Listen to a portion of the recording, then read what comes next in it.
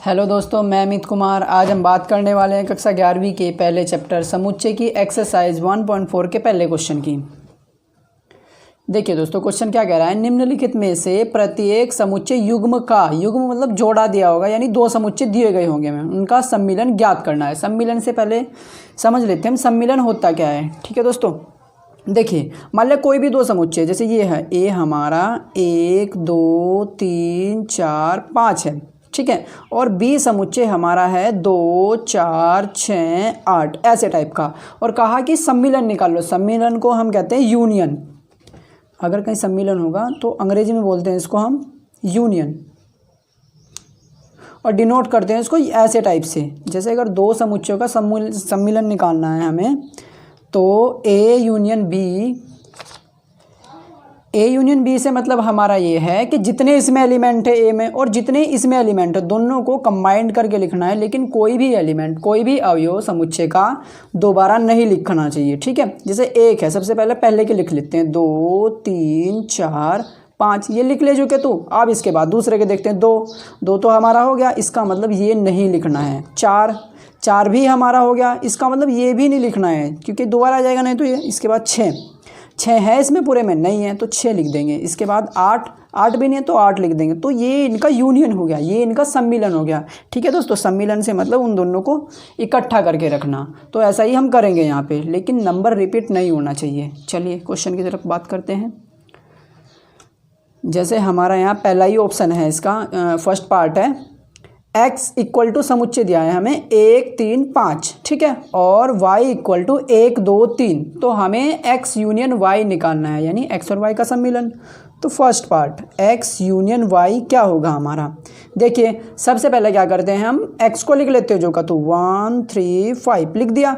अब इसके बाद y के देखते हैं क्या क्या एलिमेंट है। 1 तो हो गया हमारा, यानी नहीं लिखना। 2 नहीं हुआ तो 2 लिख दिया। इसके बाद 3 तो हो गया हमारा, ये रहा। इसका मतलब बस इसका ये ही हमारा सम्मिलन हो गया, यानी ये हमारा x यूनियन y हो गया। ठीक है दोस्तों, अब जैसे इसका सेकंड पार्ट करके देखते हैं, थोड़ा और अच्छा समझ में आएगा। सेकंड पार्ट में दिया है हमें ए ई आई ओ यू, ये तो वोवेल्स है, ठीक है, और बी दिया है हमें ए बी सी डी के पहले 3 अक्षर। तो ए यूनियन बी यानी ए सम्मिलन बी निकालना है। तो कैसे निकाल लेंगे, सबसे पहले ये लिख देते हैं हम ए ई आई ओ यू। इसके बाद बी के लिखते हैं ए तो हमारा हो गया, ये रहा, तो यानी ए नहीं लिखेंगे। बी है इसमें, नहीं है तो बी लिख दिया। इसके बाद सी, इसमें सी भी नहीं है तो सी भी लिख दिया। तो ये हो गया हमारा इनका सम्मिलन। ठीक है दोस्तों, जैसे इसका थर्ड पार्ट दिया है उसमें थोड़ा सोचने की ज़रूरत है।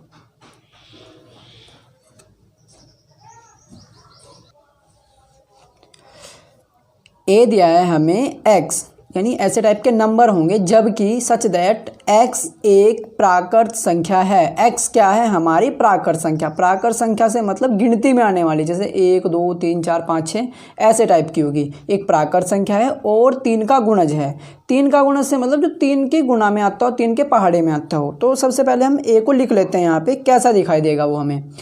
सबसे पहली बात, गिनती का नंबर होना चाहिए, यानी नेचुरल नंबर, और साथ में 3 का गुणज होना चाहिए। तो मतलब सिंपल 3 के पहाड़ा, 3 6 9 12 अप टू करते करते बहुत दूर तक चला जाएगा। ठीक है दोस्तों, ये 30 पे ही ख़त्म नहीं होगा, ये आगे तक जाएगा जहाँ तक भी हो सकेंगे इसके। यानी इसमें जो पद होंगे वो इनफाइनाइट होंगे, और ये समुच्चय हमारा अपरिमित समुच्चय होगा। बी दिया है उन्होंने x दिया है, जबकि x संख्या 6 से कम एक प्राकृत संख्या है। 6 से कम एक प्राकृत संख्या, प्राकृत संख्या से मतलब गिनती में आने वाली होगी। तो 6 से कम कौन कौन सी, 1 है 2 है 3 है 4 है 5 है। 6 से कम 6 तो हो नहीं सकती, तो यानी 5 तक ही होगी। ठीक है दोस्तों, तो बी हमारा ये है। अब हम इनका यूनियन निकाल लेंगे, A union B. A union B में अगर कोई परिमित हो और एक अपरिमित समुच्चय, तो सबसे पहले हम परिमित समुच्चय के अवयव को लिखेंगे। तो परिमित समुच्चय हमारा ये है जो जिसमें नंबर फाइनाइट होंगे, 1 2 3 4 5 ऐसा लिखा। अब इसके बाद अपरिमित के लिखते हैं। 3 तो हमारा लिखा गया, नहीं लिखेंगे। 6 इसमें है, नहीं है। इसके बाद 9 इसमें है नहीं है, इसके बाद 12 भी नहीं है, और इसके बाद ऐसे ही 3 के मल्टीपल इसके आगे के नहीं होंगे, तो ये ऐसे टाइप का बनेगा। ठीक है दोस्तों, ये भी हमारा अपरिमित समुच्चय ही आएगा क्योंकि इसमें भी इनफाइनाइट नंबर होंगे। तो ये हमारा ए यूनियन बी हो गया। अब इसका फोर्थ पार्ट करते हैं। देखिए फोर्थ पार्ट में भी कुछ कंडीशंस दी गई हैं ए और बी के बारे में। क्या है वो? x, जबकि x एक प्राकृत संख्या है, यहाँ पे भी x हमारी प्राकृत संख्या ही है और 1 के बीच 1 से बड़ी होगी और 6 से छोटी या 6 के बराबर भी होगी। तो यानी इस सेट को अगर हम लिख के सबसे पहले वही काम करते हैं। एक प्राकृत संख्या है यानी गिनती में तो अब क्या होगी, साथ में 1 के और 6 के बीच में है, तो 1 के और 6 के बीच में 2 3 4 और 5, साथ में कहा उसने 6 के बराबर भी है, छोटी होते हुए बराबर भी है, तो यानी 6 भी होगी इसमें। अगर बराबर भी है तो 6 भी होगी। ठीक है दोस्तों, अगर बी लिखे हम बी देख लेते हैं। ये रहा हमारा बी x, जबकि x एक प्राकृत संख्या है, यहाँ पे भी हमारी ये क्या है, एक प्राकृत संख्या है और 6 से तो बड़ी है वो और 10 से छोटी है। तो 6 से बड़ी और 10 से छोटी प्राकृत संख्या यानी गिनती में आने वाली कौन कौन सी होगी? 7 होगी, 8 होगी, 9 होगी। ठीक है, बाकी का 10 तो 10 से छोटा नहीं हो सकता, वो तो 10 के बराबर होता है। तो ये होगी हमारी। अब हम इनका यूनियन निकालते हैं।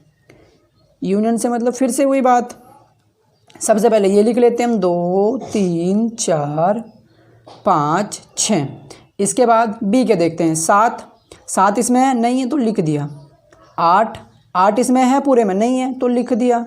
9 भी इसमें नहीं है तो ये भी लिख दिया। तो दोस्तों हमारा ए यूनियन बी इसका 2 3 4 5 6 7 8 9 हो गया। ठीक है, अब इसके बाद अगर हम इसका फिफ्थ पार्ट करें, देखिए फिफ्थ पार्ट हमारा क्या है, ए दिया है 1 2 3 और बी दिया है हमें 5। ठीक है, सबसे पहली बात ए तो हमारा ये है, बी दिया है यहाँ पे 5 का मतलब क्या होता है? 5 का मतलब होता है रिक्त समुच्चय। रिक्त समुच्चय मतलब जिस समुच्चय में कोई भी एलिमेंट ना हो, जो खाली हो। ठीक है, उसको बोलते हैं हम 5 यानी रिक्त समुच्चय। अगर मैं यहाँ पे ए यूनियन बी निकाल लूँ तो क्या होगा? सबसे पहले ए के रखेंगे 1 2 3, उसके बाद बी के। बी में तो एलिमेंट है ही नहीं, वो तो खाली है, तो कहाँ से रख देंगे? कहीं से नहीं। इसका मतलब यही जो का तो होगा। इसका मतलब दोस्तों हमें एक और बात भी पता चले, अगर कोई भी सेट हो, समुच्चय हो और उसका यूनियन यानी सम्मिलन किसी एम्प्टी सेट से कराया जाए तो वापस यही सेट आ जाएगा। ठीक है दोस्तों, तो ये हमारे 5 के 5 पार्ट हो गए। वैसे तो दोस्तों आप बुद्धिमान हो, समझ में आ गया, लेकिन फिर भी अगर आपको थोड़ा बहुत कुछ भी थोड़ा सा भी डाउट हो तो आप कमेंट करके बता सकते हैं। Thank you.